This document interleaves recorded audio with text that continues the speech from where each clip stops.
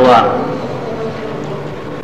باب دے په بیان د قیام د میاشت د روزي کې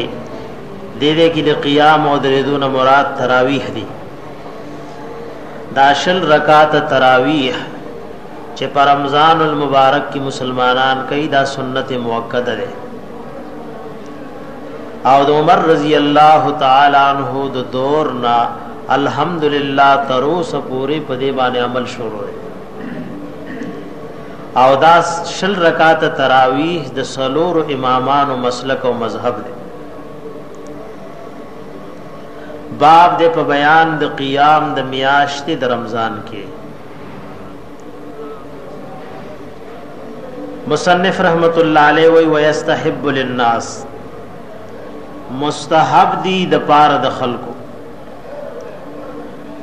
خدای دې کی دا قول د استحباب ذکر کړي خو تراویح کول شل رکعات سنت موقته دي مستحب دی خلقو د پاره یجتمعو چراجم شي فی شهر رمضان په میاشت د رمضان کی بعد العشاء پس د ماسختن د مزنا فیصلی بهم نموزو کی پدوی بان امامهم امام ددوی خمس ترویحات پینز ترویح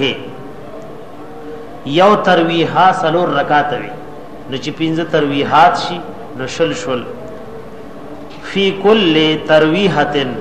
په هر ترویح کې تسلیمتان دو سلامونه وي یعنی ترویح سلور رکعات لوي نو هر سلور رکعات کې ودو سلامونه یعنی دو رکعات وکړي او دا وخت په ترتیب باندې کوي ځکه په دې تراویح الله گناهونه معاف کوي